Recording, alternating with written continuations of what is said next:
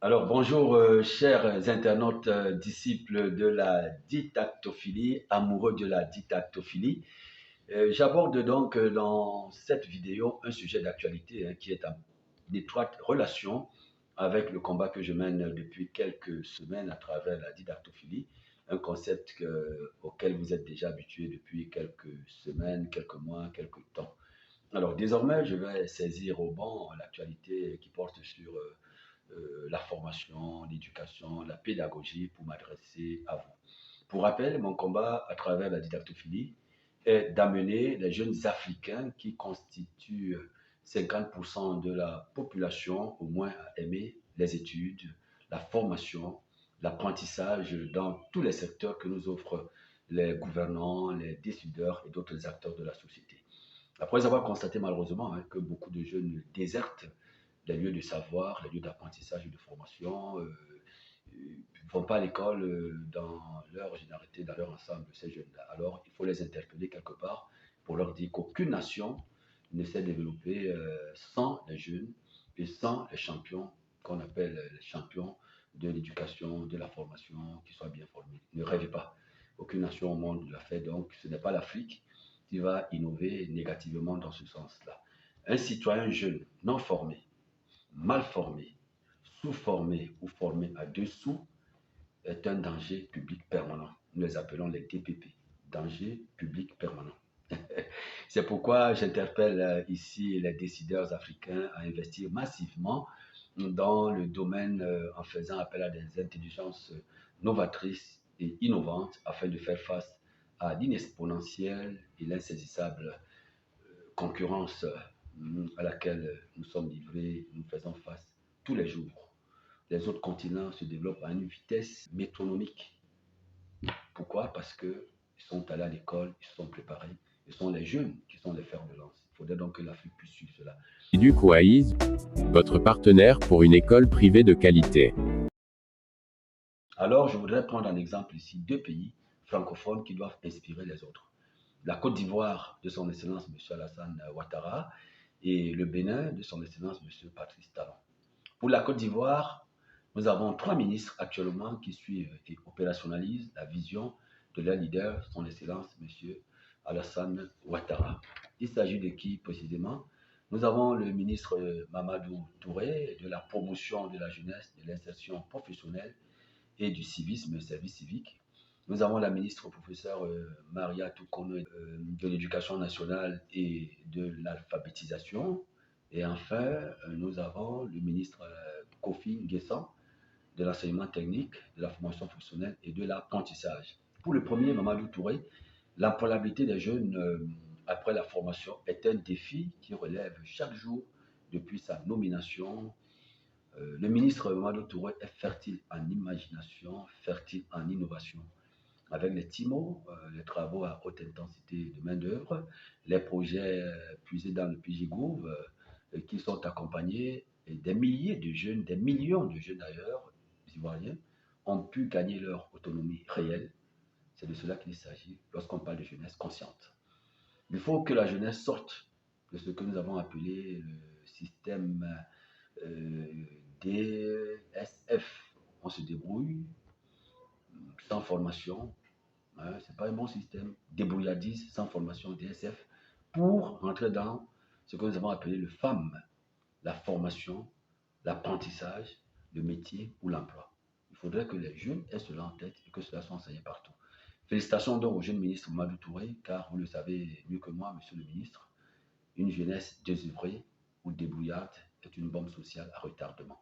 Merci donc de prévenir cela et de guérir le mal à la racine.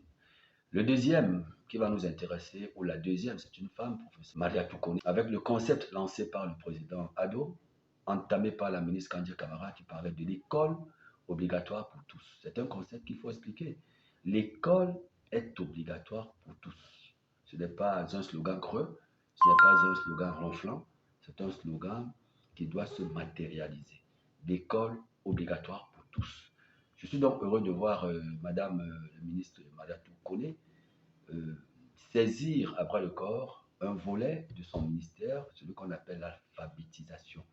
depuis quelque temps. Ils sont nombreux, ceux qui ont repris le chemin de l'école après l'avoir abandonné. Les témoignages sont nombreux et légion. Et parce qu'on peut apprendre à n'importe quel âge. Il faudrait que les gens le comprennent. Les pays qui se veulent émergents doivent alors réduire chaque jour la peau du taux d'analphabétisation ou d'analphabétisme. La Côte d'Ivoire est passée de 60% à 47% selon les derniers chiffres que nous avons après nos investigations. Pourquoi pas d'ici quelques années atteindre quel pourcent ou encore 0%, c'est possible si on le veut. Chaque citoyen doit avoir à terme le minimum d'éducation, d'instruction ou de formation requis. C'est la voie royale, selon notre point de vue, pour une Afrique gagnante, une Afrique forte. La troisième personnalité qui nous intéresse, c'est bel et bien le ministre Kofi Nguessan. Voilà une tête qui me séduit. Oui, une tête.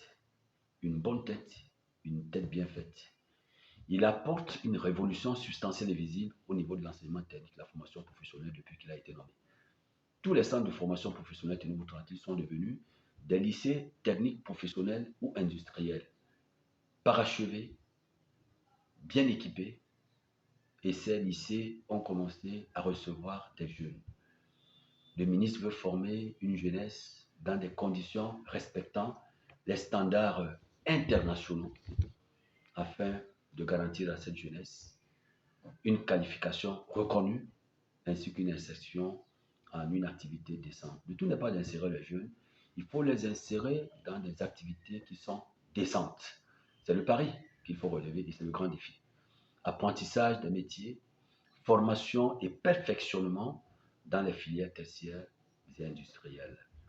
Plus de 10 000 jeunes, plus de 10 000 jeunes ont été formés et plusieurs actuellement sont à l'extérieur de la Côte d'Ivoire, dans les pays comme la Corée du Sud, la France, l'Italie, le Canada, la Chine, pour des formations courtes. Ces jeunes doivent revenir, il faut qu'ils reviennent. Monsieur le ministre Kofi Nguessan, pour servir le pays, la Côte d'Ivoire et l'Afrique. Cela doit être un pari pour vous. Veillez-y parce que si nous nous prenons garde, ce sera comme par le passé où l'Afrique a perdu. C'est aux cadres qui étaient tous boursiers qui sont partis et qui ne sont pas revenus. À l'époque, beaucoup ont parlé de fuite des cerveaux. Mais la fuite des cerveaux était volontaire. Ce sont les Africains eux-mêmes qui ont voulu fuir et qui sont restés servir les autres pays. Il faudrait qu'ils reviennent servir leur pays et leur continent. Aujourd'hui, nous accusons les autres. L'Afrique, comme les autres continents, doit compter sur elle-même d'abord, dans son industrialisation, dans son secteur privé, sans s'occuper des partenaires historiques et traditionnels. En ajoutant ceux qui tapent à la porte de l'Afrique, ils sont très nombreux. À Côte d'Ivoire, par exemple, chaque jour, vous voyez, ils se bousculent pour venir investir en Côte d'Ivoire. C'est un bon signe. Chapeau bas, monsieur le ministre Kofi Nguessan. L'autre pays qui arrache mon sourire, oui, l'autre pays qui arrache mon sourire et que j'applaudis à tout rompre, c'est bel et bien le pays de Patrice Talon. Monsieur Patrice Talon, il fait un travail formidable. Oui, il fait un travail formidable. Le Bénin, n'oubliez pas, c'est le quartier latin de l'Afrique. Il doit ce nom, ce qualificatif, à tout ce qu'il a donné à l'Afrique. Les Béninois ont servi partout dans le monde entier. Le quartier latin de l'Afrique, pas seulement dans l'école traditionnelle, mais dans tous les lieux de formation. Aujourd'hui, vous allez au Bénin depuis des années. Il y a un accent particulier qui est mis sur l'artisanat. C'est à raison que j'avais, il y a quelques semaines, publié un post où je disais professionnalisation de l'artisanat, le Bénin en face de devenir une référence. Aujourd'hui, des milliers de jeunes béninois sont en train de suivre des formations pointues dans les domaines porteurs et futuristes, grâce à son excellence, M. Patrice Talon. Et ces formations doivent déboucher inéluctablement sur leur autonomie et leur épanouissement individuel, familial et social. Félicitations au ministre des Enseignements secondaires, techniques et formation professionnelle, M. Yves Kwaro-Chabi, qui a pris ce volet à bras le corps et qui travaille de manière minutieuse et spectaculaire, en fait pas spectaculaire, méthodique et technique, parce que son excellence, M. Patrice Talon, n'aime pas le tape à l'œil ni le match vu. Il fait son travail, c'est une force tranquille, les résultats sont là. Alors, aujourd'hui, c'est un atout que le président Talon exploite pour développer le pays en s'appuyant sur sa jeunesse qui est bien formée et outillée. Le développement et l'émergence ne sont pas de la magie. Il faut simplement suivre les bons exemples sans emphase ni tapage. Respect, président Talon. Respect au président Alassane Ouattara. Respect et encouragement aux jeunes qui ont compris les secrets de la réussite individuelle, familiale et sociale. Restez concentrés sur l'essentiel, chers jeunes africains. L'essentiel, c'est quoi? Le vrai combat, c'est la lutte pour l'éducation et la formation pour tous. Le didactophile a parlé. Excellent week-end à vous. Merci beaucoup.